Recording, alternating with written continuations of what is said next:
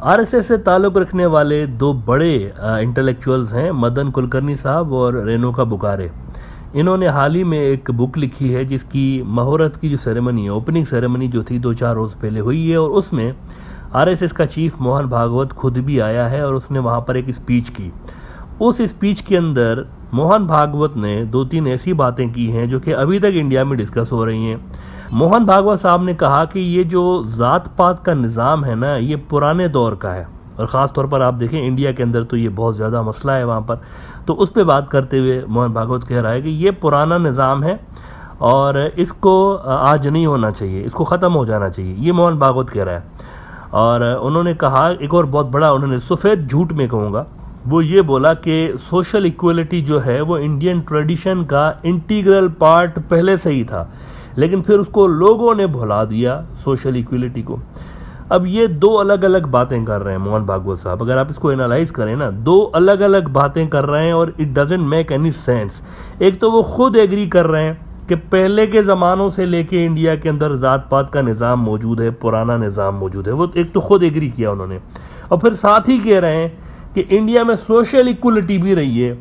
तो भाई ज़ात पात का निज़ाम और सोशल इक्वलिटी एक साथ कैसे रह सकते हैं? इसका मतलब है आप झूठ बोल रहे हैं, कुछ ना कुछ ऐसा है जिसकी वजह से वो गलत बयानी कर रहे हैं। अब ये क्या है ये मैं थोड़ी देर में एक्सप्लेन करता हूँ, लेकिन हकीकत ये है कि दुनिया में इंसानों की ग्रेडिंग का जो निज़ाम है ना, इंसानों को ऊंची और नीची ज़ातों में तकसीम करने का जितना गंदा निज़ाम इंडिया के अंदर रहा है शुरू से लेके, दुनिया के और किसी रीजन में इतनी ज़्यादा शिद्दत से ये फ़र्क इंसानों के बीच किसी और सोसाइटी में नहीं रहा। आप देखें, एक ब्राह्मण है, ऊंची ज़ात वाला है, सारी की सारी इज्जतें उसके लिए, और फिर उसी टाइम पे एक नीची ज़ात का शूदर है जिसको हाथ लगाने से ही इंसान नापाक हो जाता है।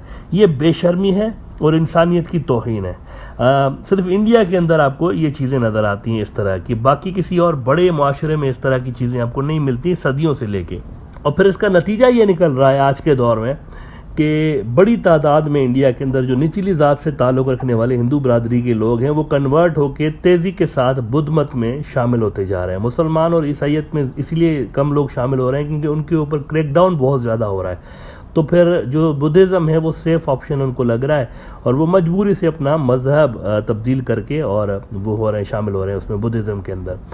अगर आप आज का इंडिया देखें, लगभग हर सेक्टर में आपको अपर कास्ट ही डोमिनेट करती हुई नज़र आती है, डिस्पाइट बीइंग माइनॉरिटी इन नंबर्स। अगर आप इंडियन पॉपुलेशन टोटल निकालें ना, तो उसके अंदर जो ऊंची ज़ात के हिंदू हैं वो बहुत कम है, उनकी पॉपुलेशन बहुत कम है।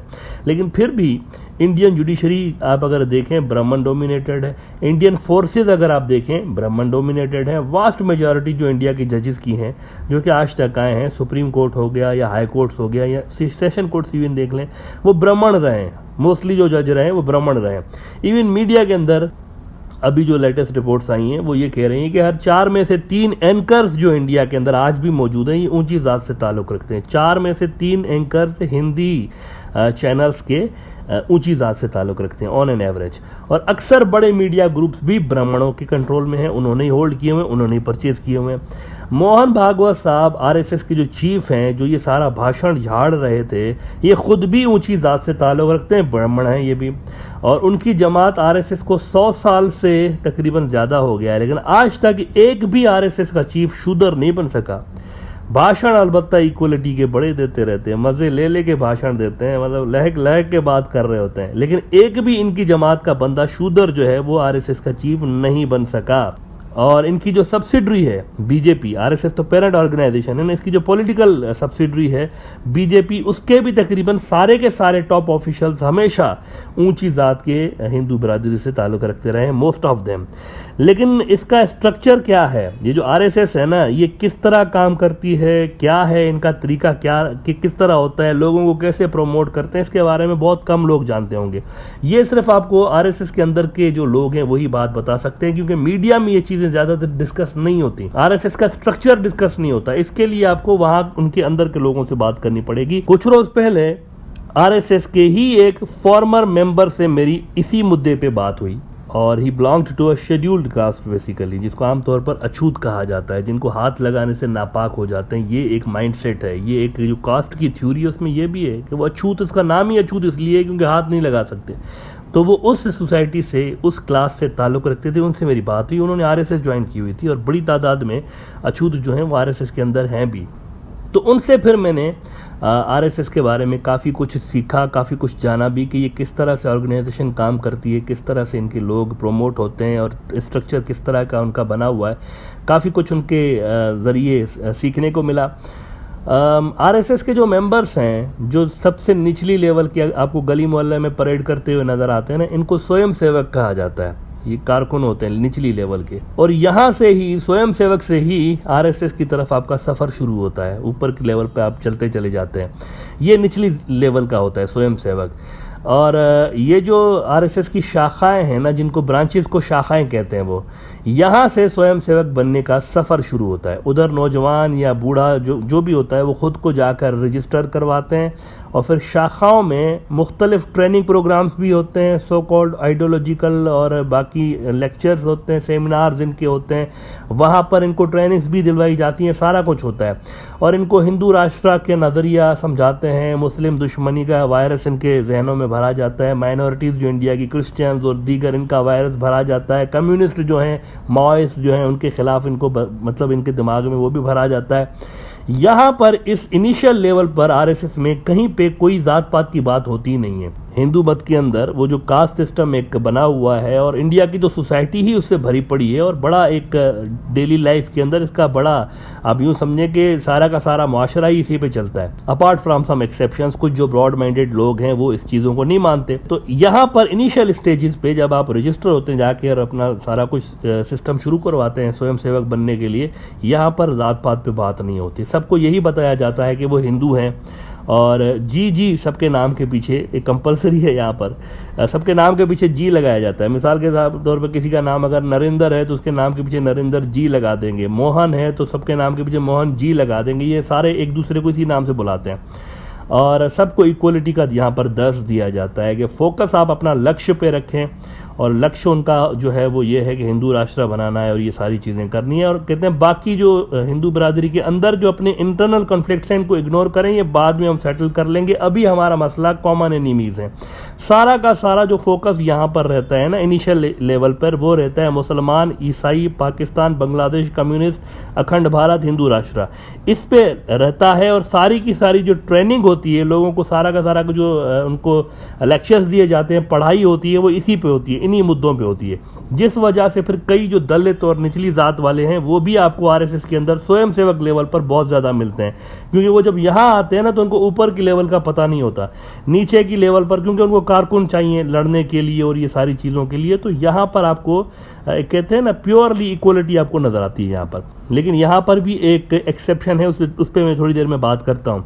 जो इनको ट्रेनिंग्स दी जाती हैं कॉमन एनिमीज़ की तरफ ज़्यादातर उनको डाइवर्ट किया जाता है। मुसलमान जो हैं वो जानबूझ के 4 शादियां करके 40 बच्चे पैदा कर रहे हैं, क्योंकि उनको इंडिया को खुफिया तौर पर सारे मिले हुए आपस में मुसलमान, और उन्होंने इस्लामी रियासत बनाना है, ये उनका लक्ष्य है, ये उनको पढ़ाया जाता है। मुसलमान लव जिहाद करते हैं, हिंदू जो औरतें हैं उनको मुसलमान करके शादियाँ करते हैं, वो भी कर रहे हैं। मुसलमान जालिम हैं, मुसलमान जानवरों को मार के काटते खाते हैं, और ये सारी चीज़ें इनकी शाखाओं के अंदर मेन मुद्दे रहते हैं। इनको समझाया जाता है कि आपने देश बचाना है, आपने धर्म बचाना है, और हर हाल में आपने इन सारे दुश्मनों को क्रश करके हिंदू राष्ट्र बनाना है। लेकिन ये सारी तो वो चीज़ें हैं जिसके ज़रिए ये तमाम जो कास्ट्स हैं उनको इकट्ठा रखते हैं स्वयं सेवक लेवल पर।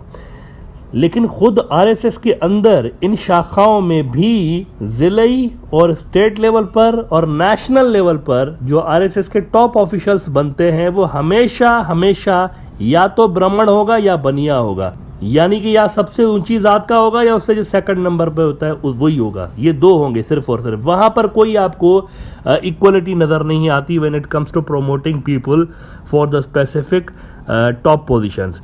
कार सेवक जो है ना निचली लेवल की पोस्ट होती है आरएसएस में, इसके ऊपर विस्तारक होता है जिसको अंग्रेजी में आप प्रोपेगेटर कह सकते हैं, फिर प्रचारक होता है। ये आरएसएस के यूं समझें कि जैसे जैसे प्रमोशन होते हैं ना इनके, तो एक डिग्री उनकी बढ़ती जाती है।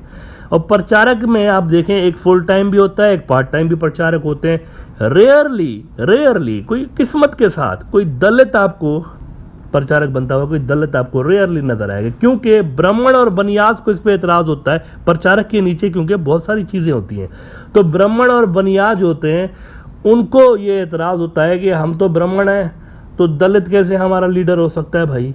लिहाजा अक्सर जो आरएसएस की जो स्ट्रक्चर बना हुआ है उसमें प्रचारक और उसके ऊपर की लेवल की जो पोस्टें हैं वहाँ पर ब्राह्मण बनिया आपको यही नज़र आता है मोस्टली। अगर कोई दलित कार सेवक या निचली जात का कोई कार सेवक ये प्रोग्राम देख रहा है तो मैं उनको ये सलाह दूंगा कि ज़रा एक सोशल एक्सपेरिमेंट करके देखें, क्योंकि ये जो सारी चीज़ें हैं आरएसएस का स्ट्रक्चर, ये अंदर के जो लोग हैं उन्हीं के ज़रिए एक डीप रिसर्च के बाद मैं ये प्रोग्राम कर रहा हूँ। एक एक्सपेरिमेंट करके देख लें आप। और ये एक्सपेरिमेंट वायदा उस बंदे ने किया था जिससे मैंने बात की हुई थी। आप ये एक्सपेरिमेंट करके देखें कि आप अपने घर का बना हुआ खाना ज़रा शेयर करके देखें 2-4 फेलो कार सेवकों के साथ या प्रचारकों के साथ, और उनको कहें कि मेरे साथ बैठ के खाएं and see how many of them are tasting it. आप देखें वो नहीं लेंगे, खाएंगे नहीं आपके साथ। नॉर्थ इंडिया के अंदर तो बल्कि अब ये होने लगा है कि अलग अलग कास्ट के लिए आरएसएस ने अलग अलग शाखाएं बना रखी हैं टू इंश्योर के ब्राह्मणों की शाखा में कोई दलित ना घुस के आ जाए। ये भी हो रहा है नॉर्थ इंडिया के अंदर। ये एक तरह से इन्होंने सोल्यूशन निकाला हुआ है, कास्ट सिस्टम पे एक्सपोज हुए हैं हालिया। ये जब से इंटरनेट आया है ना, सोशल मीडिया ने बहुत गंद किया हुआ है, बहुत लोगों की नींदें हराम करके रखी हुई हैं, बहुत सारे चेहरों के ऊपर से इन्होंने नकाब हटाए हुए हैं। तो सोशल मीडिया के बाद जब ये अवेयरनेस आ गई है और लोग बहुत ज़्यादा ये चीज़ें पढ़ने भी लगे, इन्फॉर्मेशन तक उनको एक्सेस हो गई है ना, तो फिर उनके जो कार सेवक हैं वो भी पूछने लगे हैं नीची जात वालों की हमारे साथ क्या हो रहा है। तो उन्होंने इसका सोल्यूशन ये निकाला हुआ है नॉर्थ इंडिया के अंदर कि वहाँ पर अलग अलग बिरादरियों के लिए अलग अलग उन्होंने शाखाएं बनाई हुई हैं। जब भी किसी दंगे में आरएसएस के मेंबर मरते हैं ना, उनमें से अक्सरियत आपको दलित नज़र आती है। बाबरी मस्जिद की जो डेमोलिशन हुई थी ना, जो उसको गिराया गया था, वो भी ज़्यादातर जो जिन लोगों ने कार्रवाइयाँ की थी वो भी निचली जात वाले थे। और उसके बाद अगर आप देखें जो भी दंगे हुए, गुजरात वाले दंगों में भी देख लें, उसमें भी हुआ ये था कि जो ज़्यादातर लोग मरने वाले होते हैं ना आरएसएस के, वो दलित होते हैं। क्योंकि ऑपरेशनल लेवल पर जब दंगे प्लान किए जाते हैं ना, तो जो बंदे सिलेक्ट किए जाते हैं जिन्होंने कार्रवाई करनी होती है वो निचली जात वाले किए जाते हैं, ताकि नुकसान इन बेचारों का हो। हर दंगे में आप ज़रा डेटा उठा के देख लें, हर दंगे में आरएसएस के जो कार सेवक ज़्यादातर अगर वो हलाक हो रहे होते हैं तो उसमें ज़्यादातर लोअर कास्ट के होते हैं, निचली जात वाले होते हैं। लिहाजा इसीलिए ये जो आरएसएस के ऊपर इल्ज़ाम लगता रहता है ना कि it was created to protect the interests of upper caste communities using the lower caste manpower, ये ऐसा ही नहीं लगता। ये वाकई में आप अगर इसका डेटा उठाएंगे ना कि जख्मी कितने हुए और ऑफ कितने हो गए, उसमें से अक्सरियत आपको दलितों की नजर आती है। लिहाजा हर नए लोअर कास्ट जो कार सेवक है ना, उस पर लाजमी है कि चड्डी गैंग ज्वाइन करने से पहले जरा वो सोशल एक्सपेरिमेंट करके देख लें आरएसएस के अपने लोकल ऑफिसर्स के साथ, जिसका जिक्र मैंने थोड़ी देर पहले किया कि उनमें से कितने उसके साथ खाना खाते हैं। ये सिर्फ करके देख लें, कम से कम आप ये करके देख सकते हैं।